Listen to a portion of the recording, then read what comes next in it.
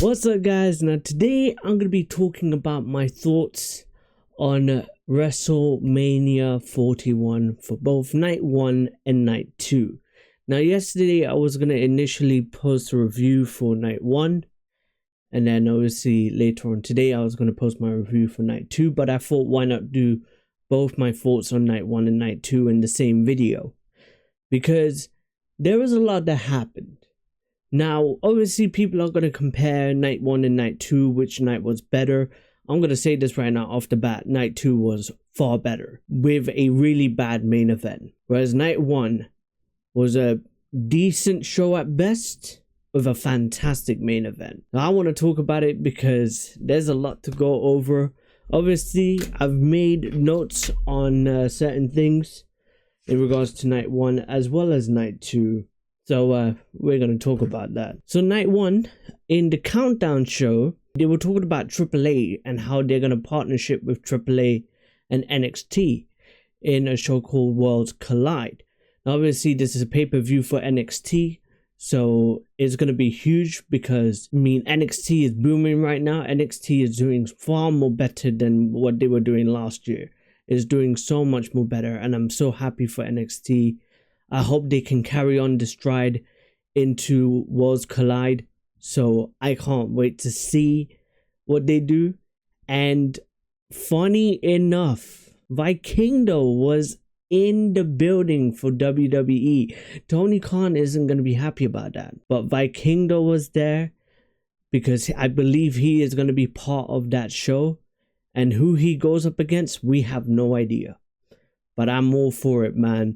So obviously, in the countdown show, they announced about AAA working with NXT in Worlds Collide. That's going to be huge. And yeah, man. Night 1, we start off the show with Gunther vs. Jey Uso. This is a great way to start the show because we all knew that Jey Uso was going to win. Like, if you look at his work, it's not been the best. Even Triple H has said it himself. Jey Uso isn't great, but he gets the crowd cheering. His entrance alone has everyone doing this. Like, he's a made star. And it all started when he was in a tag team with Cody Rhodes. And he did the whole yeet thing.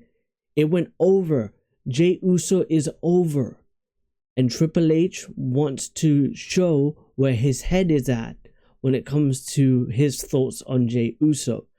People are saying that Gunther got buried in this match because of the ending. I'm going to talk about the ending itself. What did I think of the match? The match itself was fine. It wasn't Gunther's best freaking match. He's had better matches. I can go back and talk about Ilya Dragunov. Both of the matches that they had at NXT, fan-freaking-tastic. His match against Pete Dunne, his match against Tyler Bate, even that triple threat match that he had a couple of years ago against Drew McIntyre and Sheamus, they were both fantastic.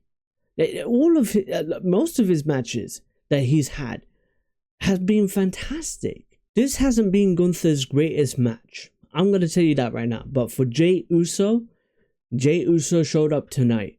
And I loved the story that they told in the ring. And he made the crowd look so dumb. People were like, oh my God, I can't see Jey Uso in the main event picture. He's boring. He's not everyone's cup of tea. He showed you tonight. Or he showed you that night, I should say. He showed you that he can go. And my God, was he an absolute beast. Some of the shots that he was taking, some of the chops, some of the kicks, some of the punches he was taking from Gunther, he started laughing at some of the stuff that Gunther was doing because he knew he had the match won. Gunther was hitting him with everything that he could. But Jey Uso was eating it up, man. He was eating it up. It was just a story about how the babyface in Jey was just not allowing Gunther to take him down. Every time Gunther tried, Jey Uso was able to fight back. And obviously, the ending What did I think about the ending? I was not happy about that ending. I was not happy about the ending. Jey Uso, usually in his matches, he hits super kicks here and there. Tonight, or that night, he didn't hit that many super kicks. So he only hit 2 super kicks at the end of the match. Then he hits Gunther with 3 frog splashes. And then afterwards, instead of pinning him, he decides to grab him in the sleeper. Now, what pissed me off was the fact that Gunther tapped out immediately. I don't know who made the decision for that, but it was awful. I was not a fan of that ending. I wished there was more struggle. I wish Gunther, instead of tapping out, he just passed out. It would protect Gunther so much more. Jey Uso makes him tap out. People are saying that, oh, Gunther is buried. Not really. He's protected. I mean, most of his run in NXT and WWE involves a title around his waist. Don't worry about him. He's perfectly fine. Triple H is taking care of him, so don't worry about that. But I was not a fan of the finish.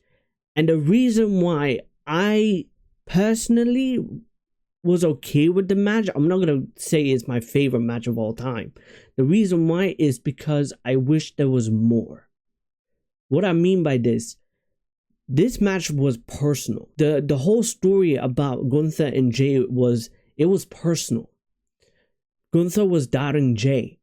Jey didn't have it in himself to, beat Gunther. He didn't have it in himself. He didn't have that fire. And obviously, because of that, Gunther wanted to take advantage. And just about a few weeks ago, Gunther beat Jimmy Uso and left him in a bloody mess with Jey handcuffed to the ropes. I wish this match had blood. I wish there was something where Jey struggled a little bit more. And I hated the fact, and this happened with some of the matches, I hated the fact that the match started with an elbow and collar tie-up. Why? You both hate each other. Beat the shit out of each other if you have to. Why is it starting with a collar and elbow tie-up? I don't understand why.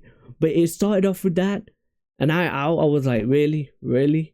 But Jey Uso taps out Gunther. Would I have made that decision?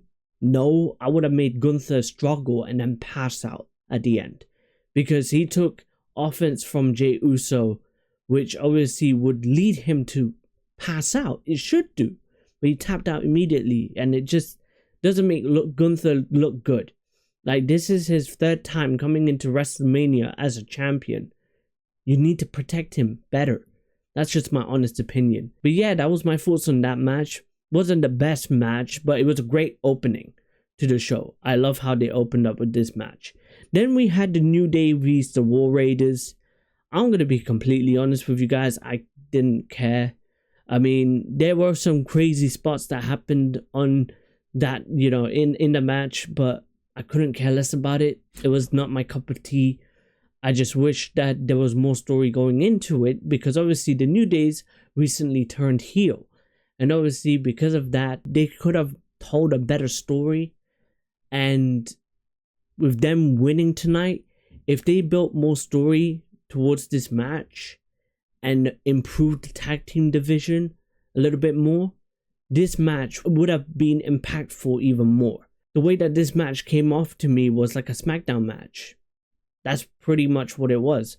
The New Day sneak a victory against the War Raiders, and they win the titles. They become new champions, which is good for them. I just hope they can hit the reset button on the tag team division, because it is slacking right now. They've got great tag teams. They just need to build story around them. That's it. That's all you need to do. And Triple H, you need to do what you did in NXT with the tag team division and bring that into SmackDown. You need to also bring that energy into Raw as well. Yeah, I just didn't care about the match itself. There were some cool spots, but that's pretty much it, Then we had Jade Cargill versus Naomi. I was looking forward to this match, and I honestly didn't mind the match. I noticed though that Jade Cargill was off on certain things. Like before, okay, let me start with the entrances. Naomi got a new entrance. I love it. It's, rock themed, and it takes away from, obviously her old theme song, which is a lot more happy, a lot more go-lucky sort of Naomi. Naomi's a dark character. She's evil now. So give her that evil presence that she needs for her theme song. They done that. I just hope that she can keep that theme song. With Jade Cargill's entrance, they gave her, a video package where there's like a weather reporter basically saying, oh, there's a storm coming. I wonder who's in charge of the storm. Oh, it's Jade Cargill. That basically was the whole point of that video package with the weather reporter, man. Like, bruh, come on. Seriously? Either way, though, like, the entrances for her and Naomi was great. And then obviously the match happened and it was okay. It was okay. It wasn't the best freaking match. It's not gonna, it's not gonna blow people's, roof off their heads and stuff like that. It wasn't something I'm gonna go back and watch because Naomi carried most of this match. Like, she tried her best to carry Jade Cargill, and which she did. But there were certain moves where you could tell the timing was off, and you could tell that they needed more time to understand what the next move was, which kind of took away from the match for me. I feel like Jade Cargill needs a little bit more time on, in the PC, learning basic training on timing. I think timing, if she gets that correct, she would be phenomenal. And I think she is going to be a breakout star. I just hope she can get her timing correct. And I hate the fact that she, is living up to the crowd. And she does it like every 1 minute. Like every 1 minute, she's living up to the crowd. Why? You got attacked by Naomi. Why are you, living up to the crowd? Beat the hell out of her. The match itself was fine. The ending just pissed me off. I was like, why is Naomi losing? Why is she losing? I wish Naomi won the match, so then they can carry on the feud into Evolution 2, which is obviously a women's pay-per-view that's happening in July, I believe. They could have done that, but they opted for Jade to win, and it just makes Naomi look like a chump, However, with me saying that though, I have a feeling that the puppet master that was behind Naomi attacking Jade, if that person reveals to be Bianca, then I'm fine with it. I'm fine with this ending. But if the match ended the way it did and Bianca doesn't turn heel on Jade and reveals that she's the puppet master behind Jade Cargill's attack, what's the point of this match? What was the point? It just disappointed me that Naomi lost. It is what it is. I mean, what can we do? What can we do? But yeah, man, match was alright. Just wished that timing was a little bit better. Oh, I forgot to mention. So, with my first prediction for Jey Uso and Gunther, I predicted that correct. I wanted Jey Uso to win, in which he did. The second match, obviously, the War Raiders lost. I predicted that the New Day was going to win. So, I'm happy with the fact that the New Day won. I just hope they can hit the reset button for that tag team and just build a better tag team division, honestly. The third match, I was hoping for Naomi to win, but my prediction was wrong. Jade Cargill won. Then the fourth match happened. The crowd was dead throughout the tag team match and the Naomi vs Jade Cargill match. Then the crowd went crazy because the next match that happened was Jacob Fatu and LA Knight. Who doesn't love LA Knight? Yeah. Who doesn't love him? I freaking love him. Now, obviously, LA Knight, this is for the United States title, and LA Knight is coming into this match as champion. Jacob Fatu is the challenger. I'm gonna be honest with you. I feel like LA Knight has lost a bit of momentum ever since he lost the United States title to Shinsuke. Obviously, he did win it back. He won it back recently. So obviously people were going to think that LA Knight wasn't going to lose the match. But also on the flip side, Jacob Fatu is doing some of the best work of his freaking career. I'm telling you, that guy is a freaking beast. And I hope he becomes a future world heavyweight champion. In the next 2 years, count my words, count my blessings, because that man is going to win heavyweight championship gold. He's going to. He's just that freaking good, man. This match was great. Now, let me say one thing. After Jey Uso won the match, every single other match was around 10 minutes long. The New Day vs. the War Raiders was 10 minutes long. Jade Cargill and Naomi was like 11 minutes long. This match was 11 minutes long as well. But can I say, this match did not disappoint. There were things that happened in this match that was entertaining. The chemistry that LA Knight and Jacob Fatu had was fantastic. And obviously, they could have done this with... They could have made this a squash match, but it would have looked good for LA Knight. They had to obviously humanize, Jacob Fatu a little bit with LA Knight having some offense as he is champion. So they did that, and they did it perfectly. Oh my God, this was so good. There was a moment in this match, which is probably, spot of the night. Jacob Fatu goes for a springboard moonsault, and mid-air, LA Knight catches him with his finisher, the BFT. I lost my shit when I saw that. I lost my absolute crap. Obviously, Jacob Fatu kicked out of it, and then later on in the match, Jacob Fatu hits 3 springboard moonsaults, pins LA Knight, and wins the match. But that spot is spot of the night. That was freaking fantastic. Just the execution and, how it happened. It was perfect. So good, man.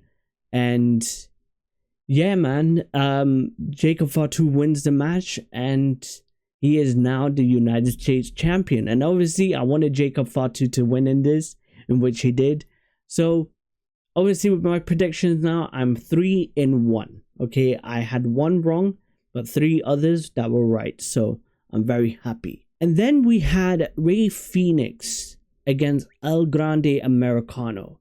Now, before the match was officially underway, obviously on Friday Night SmackDown, a couple of nights before, Rey Mysterio got injured.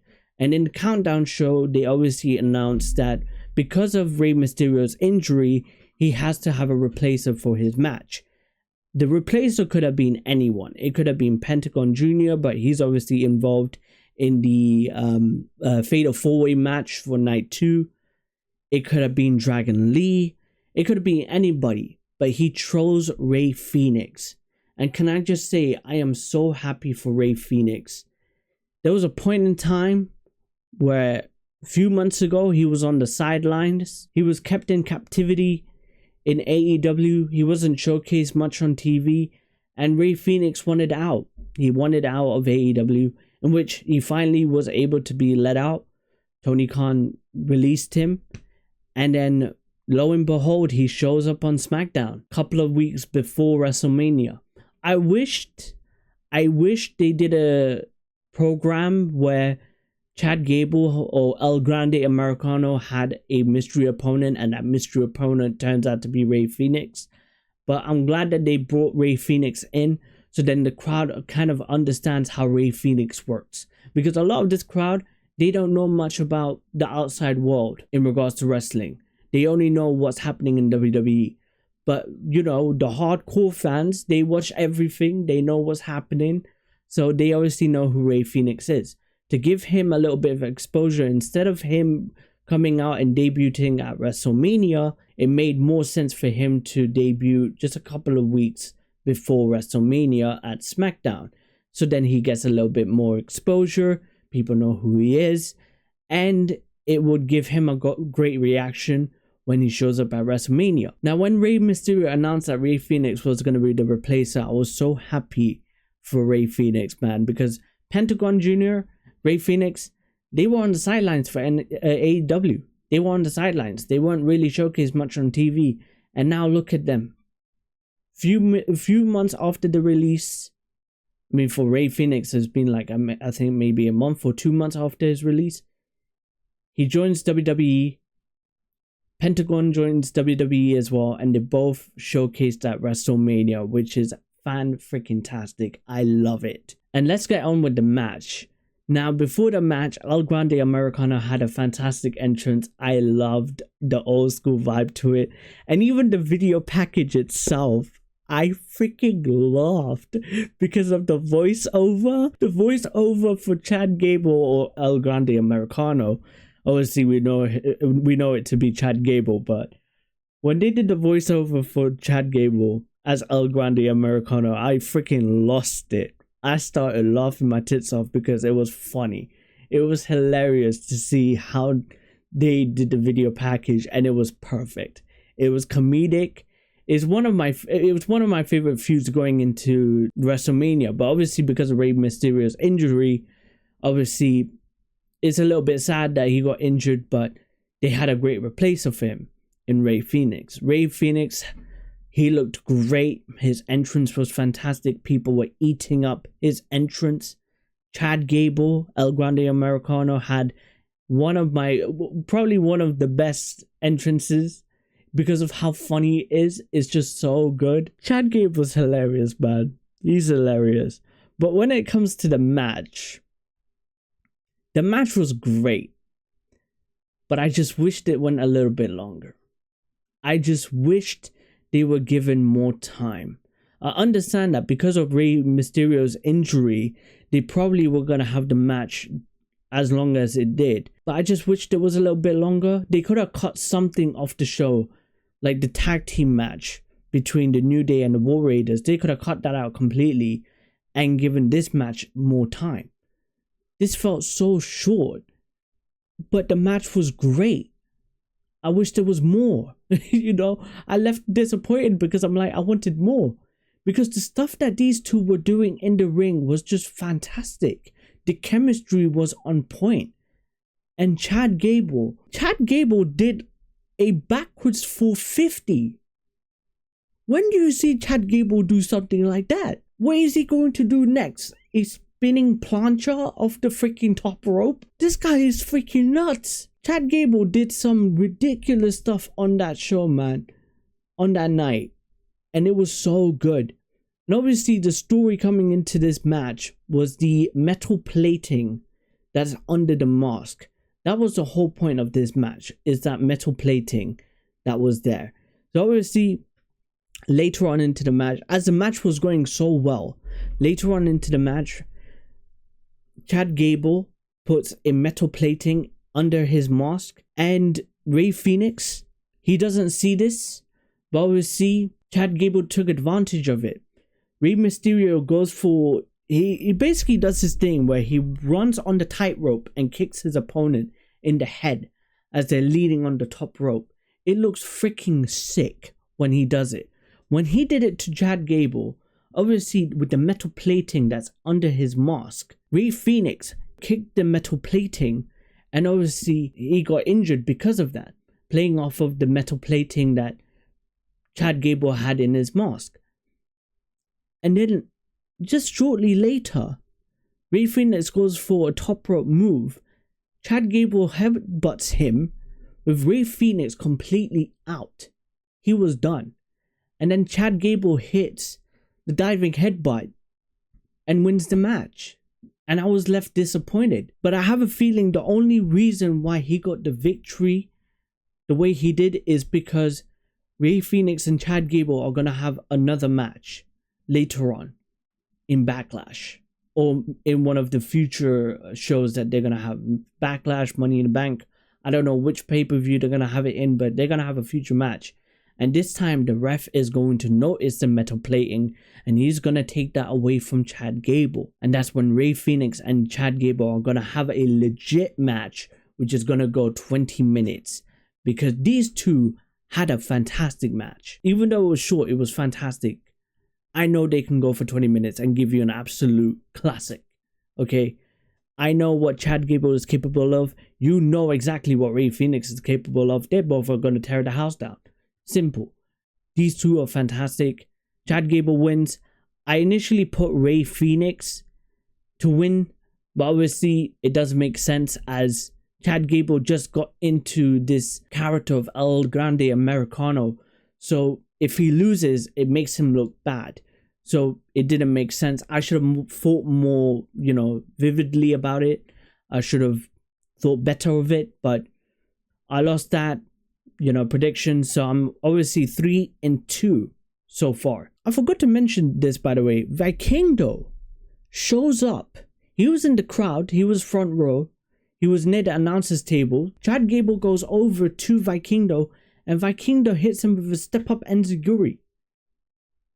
And then obviously, Chad staggers into the ring, goes into the ring, and the match starts.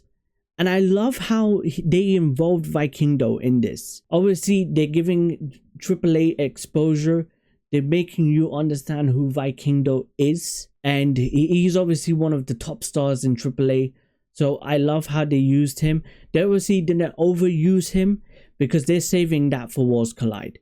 Worlds Collide, you're going to see what Vikingo does. He is phenomenal. Oh, I can't wait for that, man. I can't wait for that. But I love how they involved him in this. And obviously with Vikingo seeing the ending, when Chad Gable beat Rey Fénix, Vikingo goes to Rey Fénix to check up on him to see if he's okay. And obviously the match ends there. So I'm 3-2 with my predictions. Fair enough. Then we had Tiffy time against Charlotte Flair. The less I speak on this match, the better. I will say this. A lot of people like this match. This match was sloppy to me. I've seen better Charlotte Flair matches, and I've seen better Tiffany Stratton matches. Alright, I have. This was not the best work. And I hated how every time you have, a challenger vs champion, the challenger comes out first, and then the challenger, or the champion I should say, comes out last. In this match, the champion comes out first. Make that make sense. They even did that in night 2, and I'll get to that when I do. But they made Tiffany Stratton come out first, even though she's champion, and have Charlotte Flair come out last. Make that make sense. I'm going to be honest with you. I did not care about this match. I did not care about this feud. I was hoping for them to have a good match, but this match was sloppy. Obviously, the right outcome was that Tiffany Stratton won. She looked, and I'm telling you this right now, she looked like she was in a war with Charlotte Flair. Tiffany was busted. She looked like at the end of the match, she had a chipped tooth. I don't know how that happened. But obviously with the stiff forearm shots that Charlotte was hitting, of course that would cause Tiffany Stratton to have a chipped tooth. Charlotte Flair, what are you doing, woman? It really looked ugly. And it looked like she got in. It looked like Tiffany Stratton had an actual fight with Charlotte Flair. It just was sloppy. The right person won though. I'm so happy for Tiffany. Really happy for her. Kudos on WWE for making the right move and not giving it to Charlotte Flair. But I will say this. This is something that I pointed out when I did my reaction to WrestleMania Night 1 or WrestleMania 41 Night 1. Charlotte Flair won the Royal Rumble and everyone was pissed. I was pissed. I know a lot of people in the IWC was pissed. Why did she win? You could have given her the Elimination Chamber instead. But Charlotte Flair won the Royal Rumble because she's petty. She wants the spotlight on her. But guess what? She's 0-3 when it comes to relationships. Good luck if you're trying to date Charlotte Flair. Good luck on you for that, okay? When she won at the Royal Rumble, everyone was pissed off. Everyone was angry because of this reason. You made Charlotte Flair win the Royal Rumble just to lose at WrestleMania. Make that make sense. You could have given the opportunity to anybody else that deserves the Royal Rumble match victory. You could have given that to anybody else. I can understand that obviously Charlotte Flair came out of an injury 14 months ago. She got injured and because of that she was on the sidelines for 14 months. She comes back to the Royal Rumble. I would have appreciated it if she allowed herself to give opportunity to a younger talent that is deserving of an opportunity more than her. Charlotte Flair has hit the ceiling. She hit the ceiling a long time ago. I wish they could have given the opportunity to someone else. But obviously Charlotte, being petty, she wanted the title shot. She wanted the spotlight on her. She wanted the victory at the Royal Rumble and not give the younger talent that actually deserves it.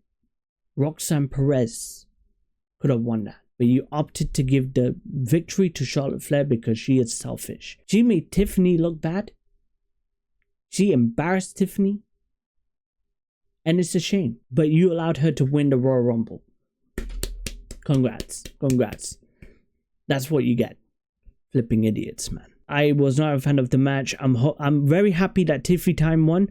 I initially said that Charlotte was going to win, and that was my prediction, but I changed last minute and I said Tiffany Time is going to win. If she doesn't win, I'm going to riot. Luckily, Charlotte Flair lost, Tiffany Time won, and we can move on now. I'm hoping we can move on, and I hope they don't have another match. Anyway, now the fact that I'm 4 for 2, then we had the main event featuring Seth Rollins, Roman Reigns, and CM Punk. A lot of people didn't want this to be the main event. This had every right to be the main event because of what happened, what occurred, right? And Roman Reigns, he, like him or hate him, he's not going to be on the middle of the card. He's either going to start the show or he's going to end the show. And in this case, he ended the show with an absolute banger. The story going into this match, CM Punk wanted a favor. People were indicating that maybe it's a spot at the main event for night 2 against John Cena and Cody Rhodes. The favor was for Paul Heyman to be on the side with CM Punk. Now people looked at this and thought, oh, why is this the main event? There's a reason why. Let these 3 men cook, okay? Because they freaking cooked the main event. They absolutely tore the house down. This match in itself was fantastic, but there was one element that was off. One element that if they didn't do it, this triple threat match was going to be a failure. There was one man involved in all of this that felt like an afterthought, felt like a third wheel, was Seth Rollins. The reason why my prediction was Seth Rollins is because Seth Rollins has lost countless times. He lost on both nights of WrestleMania in the tag team match involving Cody Rhodes, The Rock, and Roman Reigns. He also lost on night 2 against Drew McIntyre. He lost both of those matches, and because of that, he wants revenge. And throughout the weeks of this build, he was saying this is the most important triple threat match in the history of this business. This is going to showcase who is the future of this business. When he said that, I knew something was going to brew up. Whatever that was, I had no idea. But I wanted something to happen. And my God, did something happen in this triple threat match. It was so freaking good. And you know what? I'm going to talk about this match. Before I do though, the entrance is on its own. Seth Rollins coming out to black attire with a flamethrower. It was very ominous because the flamethrower links with The Rock. Because a couple of years ago, The Rock came out and he had the flamethrower in his hands. And he burned the logo that was on the stage. So it was, a nod to that. I don't know if that's much of a coincidence, if I'm looking too deep into it. Whatever the case may be, it is what it is. But also, another thing I want to point out, on SmackDown, a couple of nights ago, Seth Rollins was wearing the same attire, similar attire, I should say, as The Rock, as Hollywood Rock. He had similar colors.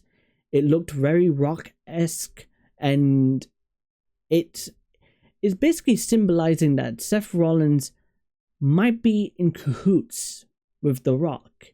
How we get to there, I don't know. But I noticed those things and I'm like, ooh, are they setting something up for night 2, huh? I wonder. But Seth Rollins comes out, he was wearing all black with the flamethrower, and then afterwards the lights go out, there was a black screen, and then he reveals that he's wearing all white. He's the Messiah now.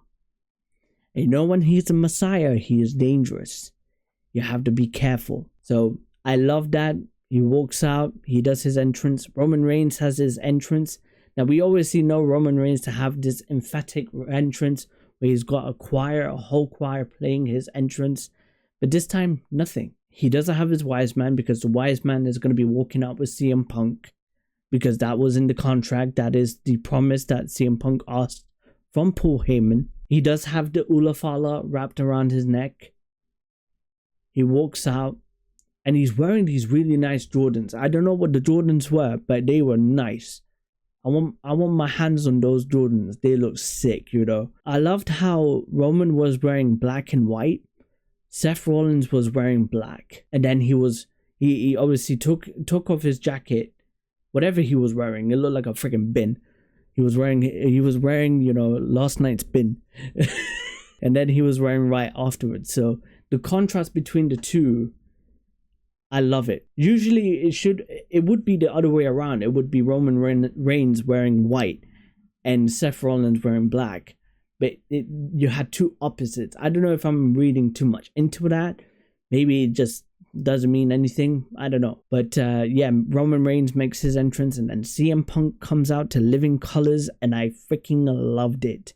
Absolutely loved it. This was so good. He even takes a selfie with the lead singer, and it was just a great moment. Living Colors playing his theme song at WrestleMania, count me in. And I loved how CM Punk was the only person in the match wearing yellow. The match itself, I can't even do justice. I can't even do justice as to how great this match was. This match was freaking fantastic from start to end. And there were a couple of moments which made me lose my crap with how great it was. There was a moment where Seth Rollins was about to get hit with a spear, but Seth catches Roman Reigns mid-air with a pedigree. There was also another spot which I freaking loved. It made me laugh my tits off. Seth Rollins was indicating to Roman Reigns we should hit the Shield bomb, like they did it when they were in the Shield with Dean Ambrose. And speaking of Dean Ambrose, they made mention of Dean Ambrose.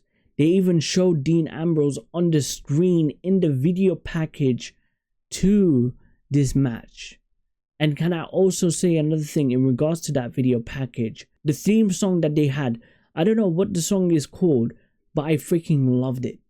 I absolutely loved it, and it brought me back. It brought me back to the old school days of WWE, man. It was so good, and I loved it.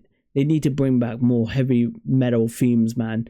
Heavy metal songs go so well, and it just adds that adrenaline that you want before you watch a match, or even before you watch the show. It's just so good. We need more stuff like that, you know. It was fantastic. I opt you guys to go and watch the video package. It was nuts. But yeah, so going back to it, Seth Rollins was opting to Roman Reigns, let's hit the Shield bomb. Roman Reigns was conflicted. He was like, I don't know if I should do it. Then he was hyping himself up, like he wanted to do it. He's like hyping the crowd up as well. He's about to do it. Turns to Seth. And he's like, lift him up. And then he punches the hell out of Seth. And I laughed. And then Roman Reigns hits a powerbomb to Seth and CM Punk through the announcers table. Obviously, CM Punk goes through the American announcers table. And then Seth goes through the Spanish announcers table. I freaking loved it. It was so good. And then another moment that happened in this match, which was near the end of this match, which I loved. CM Punk hits a GTS to Seth Rollins. Seth Rollins staggered backwards to the ropes. Roman Reigns hits CM Punk with a spear. And then after the spear, Seth hits a curb stomp on Roman Reigns. I lost my shit. I lost my marbles when I saw that spot. I was like, what the frick is going on?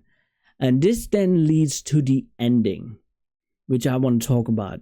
This was a fantastic ending. You see Paul Heyman outside. He walks near the timekeeper's area. grabs the chair, and he looks into the ring. Roman and CM Punk were near where Paul Heyman was. Paul Heyman walks over. Seth is on the other side of the ring. Paul Heyman's looking at CM Punk, Roman Reigns, CM Punk, Roman Reigns. And he just has this back and forth look. Roman Reigns is looking at Paul like, give me the chair, give me the chair. Paul then looks at CM Punk and tosses him the chair. Paul Heyman gets into the ring. Now, when Paul Heyman gets into the ring, you know shit's about to go down. Because what happened afterwards shocked me. I knew it was coming. I predicted both of them to happen. But the way it happened just shocked me. Because of how brilliant it was. CM Punk picks up the chair that Paul Heyman gives to him. Paul Heyman's opting to smash the chair on Roman Reigns. So CM Punk was about to hit Roman Reigns with the chair, and Paul Heyman low blows CM Punk, basically showing that he's assigned to Roman Reigns. And then you can see Paul Heyman just screaming at CM Punk, I didn't want to do this to you, I didn't want to do this to you. It was something like that. I forgot what he said. But he was in tears. He was breaking down. And then you see Seth Rollins on the other side of the ring get up. Seth Rollins starts to slowly get up. Paul Heyman points to Seth. The shield!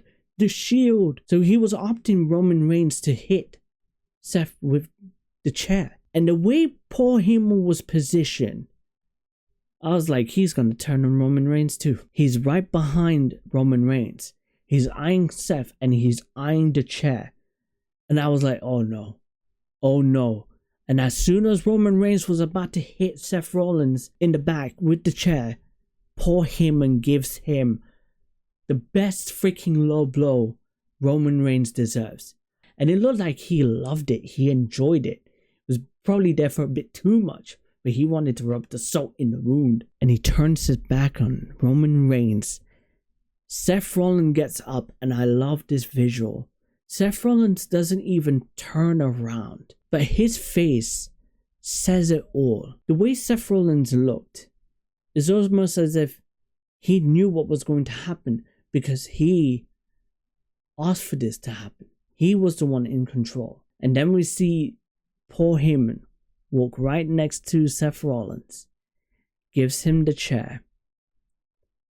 And the way he did it as well, it's almost as if, there you go, pal. Beat the hell out of him. He enjoyed what he did to Roman Reigns. He enjoyed that low blow so much. I loved it. I loved the way Paul Heyman reacted. It was so good. And then obviously Seth Rollins connects not one but two chair shots to the back of Roman. And then he hits a curve stomp on Roman and pins Roman Reigns.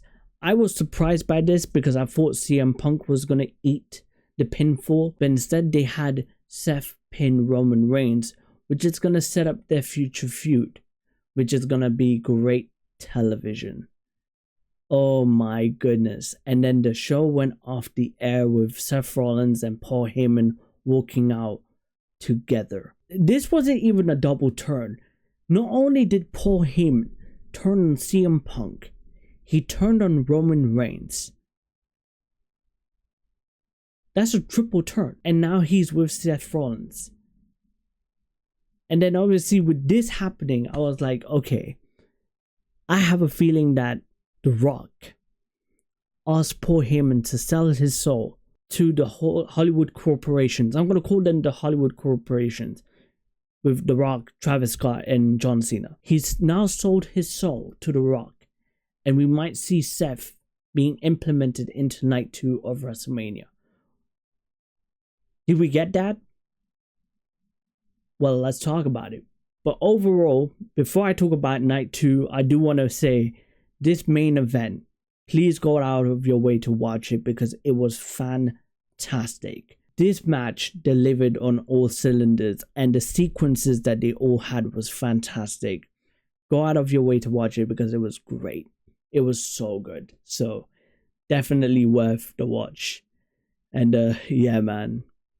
Now, let's talk about night 2. Night 1 was fairly disappointing. Alright. I didn't know how night 2 was gonna be. Night 1 was probably like a 5 out of 10 for me. with a fantastic main event. Night 2, how did that show go? Well, we start off with the opening to the match, or to the show, which was Io Sky, Bianca Belair, and Rhea Ripley in a triple threat match. I was really happy about this because they're going to start off with a banger. They're going to start off with a hot open. And my God, this was a hot open. The one thing that pissed me off though, why is Io Sky, your champion, coming out first? It should be her coming out last. I was not a fan of the fact that Io Sky came out first. Wasn't a fan of it, but it is what it is. Everyone got like cool entrances. Io Sky looked amazing. Rhea Ripley, I love the mask that she had. She looked menacing and I love it. Everyone was cheering for Rhea. And obviously when Bianca came out, there were like girls on the stage dancing to her song. And obviously her stepdaughter was on the stage with her, and it was a cool moment to see both of them together. The match itself, oh my God, I can't even do justice with how great this match was. It was so good that I didn't even make notes. I couldn't make notes. I was just jaw dropped by everything that was happening. There was offense after offense, sequence after sequence. It was a fantastic match between all three of these women. They killed it tonight. Absolutely tore the house down. I opted for Io Sky to win because the feud that they have right now with Rhea Ripley and Bianca Belair doesn't need a title around their waist. Or any one of their waist. They don't need a title. They can tell a fantastic story, a fantastic rivalry without the title on the line. And maybe later on their final match could have the title on the line. Who knows? But they don't need the title. The rivalry speaks for itself. We got glimpses tonight of how the rivalry is going to happen. Because every time they took out Io Sky, they both started to fight each other. And we saw glimpses of what they are capable of. And my God, this match was great. If you have not watched that match, please go back. Or go and watch the match. It's on Netflix right now. You need to go and watch that match. It's so good. This is probably, I'm going to say it, this is match of the night. By far. Is it better than the triple threat match between Punk, Seth, and Roman? It's hard to say because both of them are so different. You had one that was rich in story and one that was rich in phenomenal action in the ring. It was like they went from gear 1 to gear 4, and then they went from gear 4 to gear 5. Like, it was constant, and I love the pacing. The pacing was fantastic for this match. The right person won, with Io Sky winning. The ending, we see Rhea Ripley on the top rope. Io Sky basically goes to attack Rhea Ripley. She goes for poisoned Hurricane Runner off the top rope, but Rhea catches her. And then she basically flips Io forward into the corner turnbuckle. Io smashes her head on the top of it. Then Bianca Belair comes in, tries to go for her finisher. Rhea flips onto her feet, basically avoiding the finisher. They both have a back and forth. Rhea Ripley, I believe, goes for the Riptide. Bianca Belair slips out of it. Bianca Belair eventually hits her finisher. And lo and before you know it, Io Sky breaks up the pin with a moonsault, pins Bianca, and wins the match. The right woman won the match. I'm so happy for Io Sky. Great decision on WWE's part for giving the win to Io Sky. Then we had Damian Priest vs Drew McIntyre.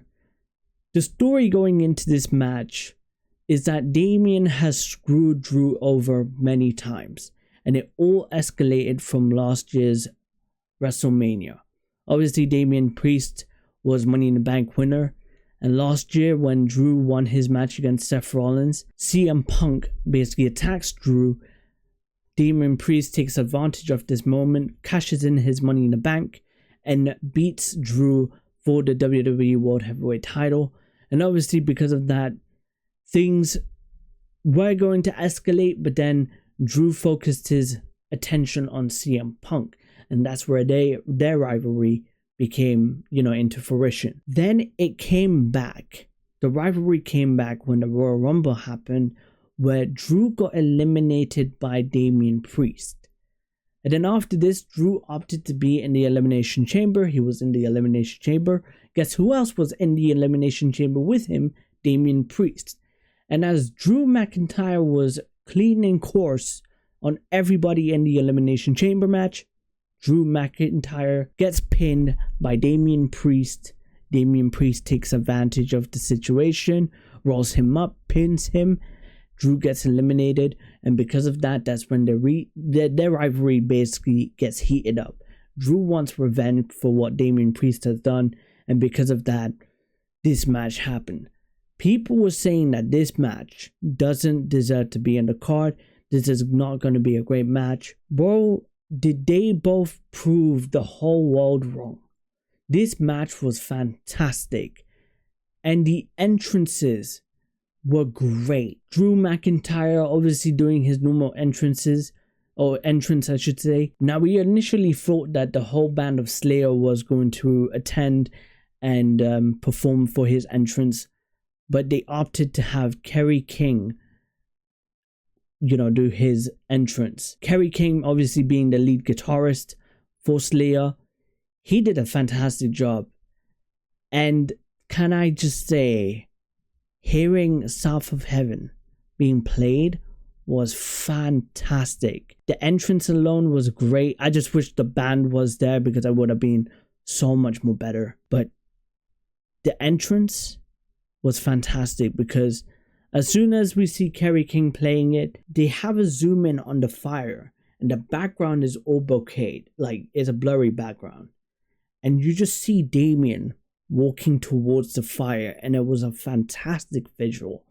I absolutely loved it. This match, I can't even do justice to this match. That's how good it was.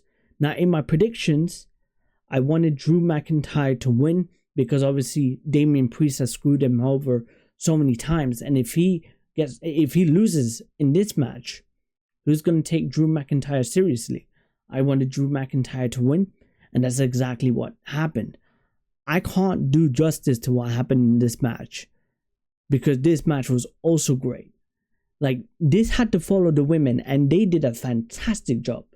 The women did a fantastic job for the opener. But Drew McIntyre and Damian Priest, they held their own, and they had a fantastic street fight. I don't know how long this match was. I think it was maybe around like 15 minutes, but it was fantastic for what they, told in 15 minutes. It was a street fight. It was brutal.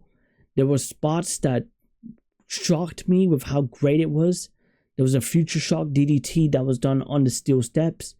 There was an attempt to Claymore kick from Drew. Damian Priest countered it with a choke slam. You see Damian Priest hitting a razor's edge to Drew through a table that was set up in the ring.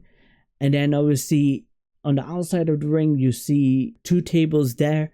Damian Priest goes through it. It was great. This match was fantastic, man. This match was fantastic, and the ending, I absolutely loved it. There was a chair that was propped up in the corner between the third and the second rope, and Damian Priest's head was just placed there. And Drew McIntyre runs towards Damian Priest and kicks him, connects a Claymore kick to Damian Priest's head through the chair, and it was so good. It was absolutely fantastic. Damian Priest obviously loses the match. Drew McIntyre wins. But yeah, so I'm 2-0 when it comes to predictions because I predicted for Drew to win, in which he did. So I'm happy about that. Then we had Finn Balor vs Dominic Mysterio vs Braun Breaker and Pentagon Jr. This fatal 4-way match was so good. Now, the story coming into this, Braun Breaker and Pentagon Jr. were going to have a singles match, but Finn Balor opted to insert himself into the match because I think he pinned Pentagon Jr. And because of that, he wanted to be opted into the match. And then obviously after Liv found out about this, Liv opted to get Dominic Mysterio into the match too. So you have both Finn Balor and Dominic Mysterio in this match.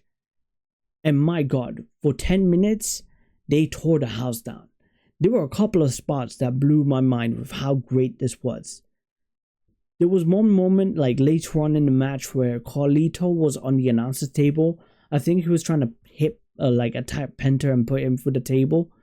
But Braun Breaker, he's on the Spanish announcer's table and he runs and he jumps off, and the tables are quite far away from each other. You know, the announcer's tables are quite far away from each other. He jumps off and spears Carlito through the American announcer's table, and I'm like, holy crap. Braun Breaker is a beast. And there was also another time where Braun Breaker, he's like running, and he just came out of nowhere. He flew and jumped into Penta like nothing. The guy is a freaking animal. There was a point in time where obviously during this match, Finn Balor and Dominic Mysterio were, you know, tag teaming against, you know, Penta and Braun, because obviously they're part of the Judgment Day. The thing that I loved, Finn Balor was staggering. He was near the ropes.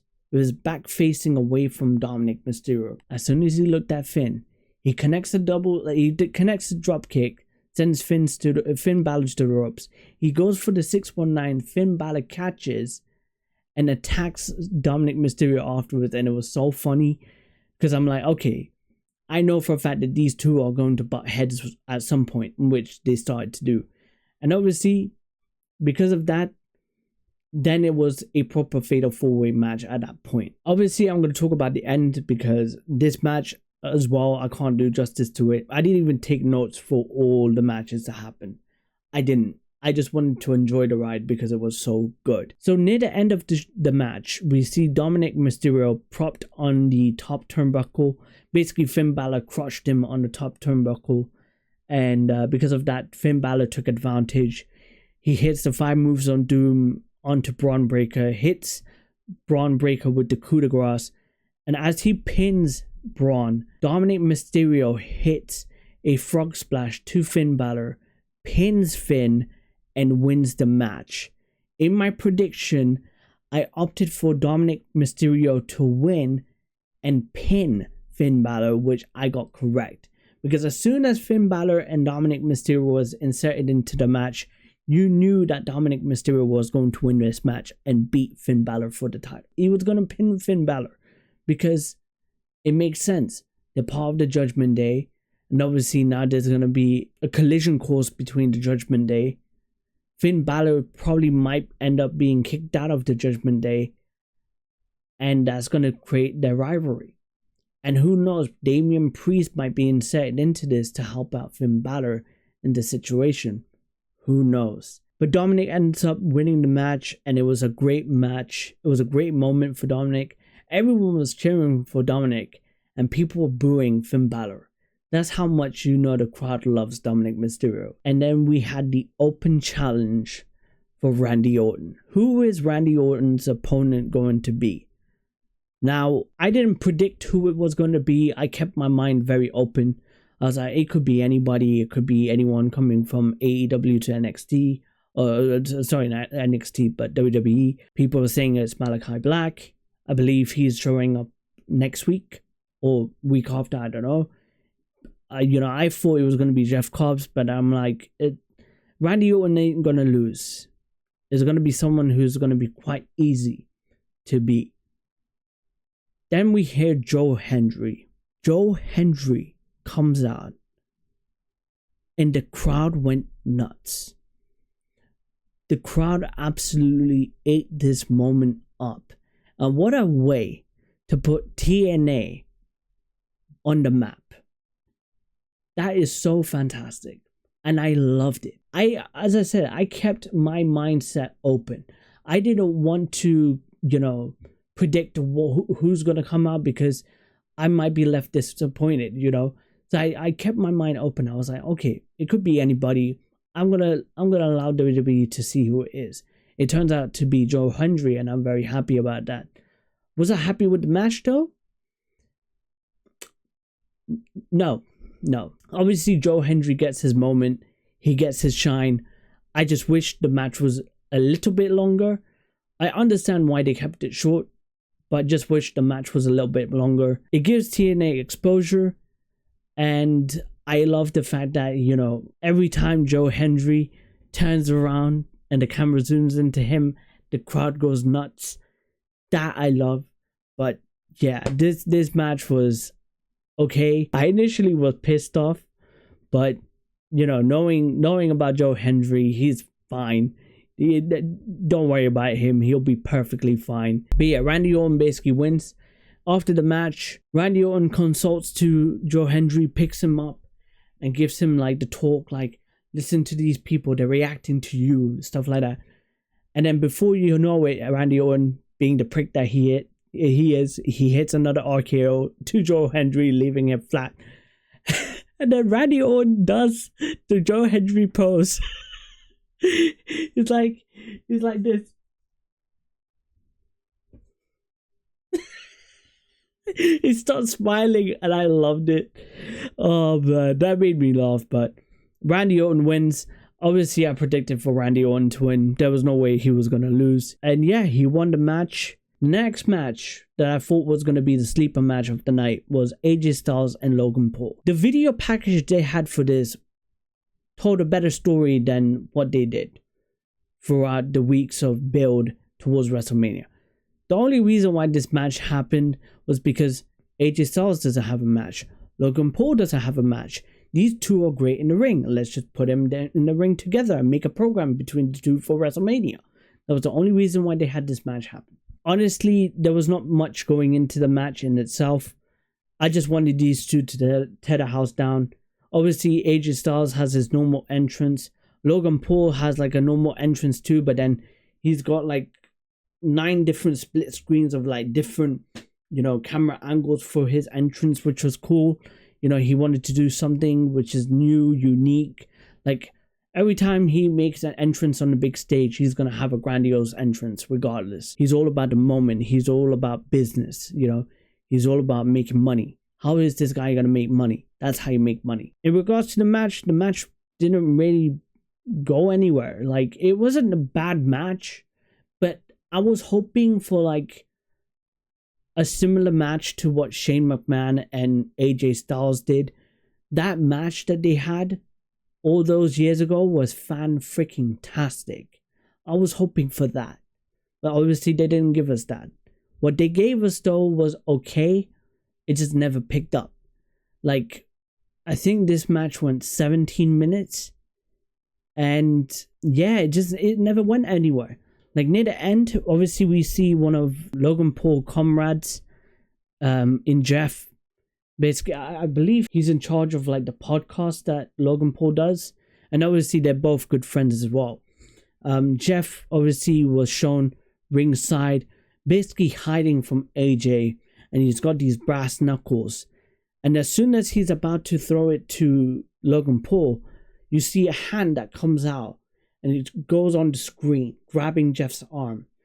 And then it zooms out and you see Karrion Kross basically taking the brass knuckles away from Jeff. And then AJ comes in to the frame and attacks Jeff, throws him to the side barricade, and then Karrion Kross with the brass knuckles, he places it on the apron and he's asking AJ, just pick it up and hit him with it. Just do it. AJ looks conflicted. He was like, okay. He tosses it away and then punches Karrion Kross. And then after that, AJ Styles goes onto the apron, goes for the phenomenal forearm. Obviously, Logan Paul moves. Logan Paul hits him with the right hook. And then afterwards hits his finisher, which I don't know what it's called. But it's like, it's a back suplex into a DDT. And it looks so sick. The way AJ Styles sells it, it looks so good. I don't know what the finisher is called. But that happened and I was surprised. Logan Paul wins the match. I was shocked. AJ Styles deserves this victory more because it's AJ Styles. And Logan Paul, he doesn't need victories all the time, especially against someone like AJ. Logan Paul doesn't need it. But obviously AJ Styles lost. So obviously when it comes to predictions, I got this one wrong. So right now I am 4-1 when it comes to predictions. which is fine. The next match that happens is Raquel Rodriguez and Liv Morgan against Lyra Valkyria and Bayley. Now, earlier in night 1, Bayley gets attacked by Liv and Raquel, and because of this, Bayley was taken out of the picture. So because of that, who is the replacer? Now, when this match was announced, I announced that, I thought that Bayley and Lyra was going to lose, which obviously makes sense, as, you know, Liv and Raquel just won the titles recently. It would not make sense for them to take the titles away from them. Initially, I was going to have them win, but as soon as Bayley was taken out, then I thought to myself, okay, Raquel and Liv ain't winning the match. If this one person comes out and is tag team partners with Lyra Valkyria, Liv and Raquel aren't retaining the titles. The one person that I had in mind was Becky Lynch. As soon as Becky Lynch was revealed as replacement for Bayley, that's when I knew, yeah, Becky and Lyra ain't losing. They're going to retain the titles, and they're going to win the titles and become new tag team champions. And that's exactly what happened. This match was okay. Honestly, I didn't care too much into it. The only story that was basically told was that Liv Morgan was afraid of Becky Lynch, and because of that, that's how the match basically happened. Liv Morgan was scared. She was running away from Becky. But then obviously Becky did manage to get that one-on-one interaction with Liv Morgan, which I feel like is going to play out into the future. Obviously Becky Lynch and Lyra Valkyria won. And I hope Becky is able to help Lyra, you know, with her face, you know, with her baby face run, because Lyra Valkyria is so good, but obviously she's not getting the reaction that she wants. I hope Becky Lynch can help her because she's great at what she does. So I put faith in Becky Lynch for that. So obviously I was right in my prediction. I'm 5-1 in my predictions. And then we move on to the main event. John Cena vs Cody Rhodes. This was a match that I was really intrigued about. And I was hoping for something. Obviously after the Elimination Chamber, we all know that John Cena turns his back on Cody Rhodes, sides with The Rock, creating the Hollywood Corporation that is now running WWE. And because of this, John Cena is going into this as a bad guy. And I loved it. But ever since then, we haven't got answers as to why John Cena sided with The Rock. We want answers. We still haven't got those answers. So we've been waiting patiently, and we were hoping for The Rock to show up. And we were hoping to have a crazy ending to this show. I'm going to tell you this right now. This match was disappointing. I didn't even take notes because I was sleepy near the end. I was so tired. I was like, okay, when are they going to pick the pace up for this match? John Cena needs help. And what I mean by this, the way John Cena came across on screen is almost as if it was forced. Like, there were times where he was like taunting the crowd and it just didn't make sense. When you're a heel, you don't play to the crowd whatsoever. You're a prick. You don't care what the crowd thinks. You hate the crowd. Why are you going to give them attention? You know, that's my honest opinion. And it just started to piss me off more and more, the fact that John Cena was doing it. I know John Cena can play a great heel. I know he can. He's great at what he does. But someone needs to help him when it comes to the in-ring ability. And he needs to change some moves, man, to make his heel, moveset a little bit more stronger. Because what was showcased tonight was not it. I'm going to take it to the very end because the very end was just disappointing. You hear Travis Scott's music playing out. John Cena starts laughing in the ring because he's like, oh, there he is. There's my guy. Travis Scott comes into the ring. Cody Rhodes is basically eyeing on Travis Scott and he's asking Travis Scott to come into the ring. So Travis Scott goes on the apron, jumps over the top rope. People were shocked by this. I don't know why you would be, but people were shocked by this. Jumps over the ropes, walks to Cody, and Cody is asking him to slap him. Slap me, slap me. So Travis was about to slap him. Obviously, Cody catches the slap, turns him around, and connects a crossroads to Travis Scott. Thank you for your troubles. See you later. And then you see John Cena in the corner with holding the title. He hits Cody with the title. And then I believe he hits an AA. The ref comes into the ring. 1, 2, 3. No Rock. No Seth Rollins. I understand you don't want to duplicate what you did last year, but at least have something interesting at the end. Because there was nothing. Absolutely nothing. And it makes me think, are we going to wait a couple of months for them to reveal that Seth Rollins is going to be part of the Hollywood Corporation? I don't know. I was hoping for them to tell the story of Seth Rollins joining The Rock. I was hoping for that because the build that, Seth has had, it all makes sense as to why he possibly might be part of the Hollywood Corporation. The hints are there. Seth Rollins wasn't happy to join forces with the Bloodline because he hates Roman Reigns. Seth Rollins was not happy when Cody Rhodes teamed with Roman Reigns. He wasn't. I wish there was something, because if Seth came out to cost Cody the match, that would have been perfect. The hints were there. We all know that Seth Rollins is part of the Hollywood Corporation with The Rock and John Cena. It makes so much sense. But why didn't you do it tonight? Why? You could have told it then.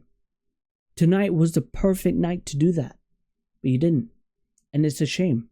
It's a shame. This match ended in such a disappointing way. I was not happy with the ending. Obviously now we got John Cena as the heel. He has won his 17th championship, beating Ric Flair's record. Great on him. But people are going to remember this match and remember the victory. Remember his 17th title reign as a disappointment. They could have added so much to that ending. Cody being turned on by Seth Rollins. You know how huge that would be? But yeah, overall thoughts on the shows. Night 1 was a disappointment. It was decent at best with a fantastic main event.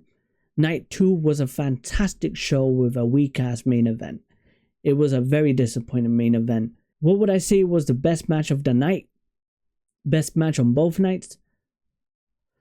For night 1 is definitely the triple threat match between Roman, Seth, and CM Punk, which that match may go down as top 5 best matches of 2025. And then obviously the triple threat match on night 2 with Io Sky, Bianca Belair, and Rhea Ripley. That match was fantastic. I can't even say anything else. I can't do justice to that match. It was so good. But yeah, man, I'm just really disappointed that we have not got The Rock to show up. Does he show up on Monday Night Raw? I don't know. But yeah, that's my initial thoughts on WrestleMania. Night 1, I'm going to give it a 5 out of 10. Night 2, I'm going to give it a 7 out of 10. Because there was some really good stuff in this. Some disappointments here and there as well. But yeah, man, that's going to be it for me. Hope you guys enjoyed today's episode. I know this is different to what I usually do. But obviously, because I'm a wrestling fanatic, for why not? And I think it would be a lot of fun to have like my own YouTube channel dedicated to, wrestling. So who knows? I might do. I don't know. It's up to me though. Who knows? But yeah, man. I hope you guys enjoyed today's review.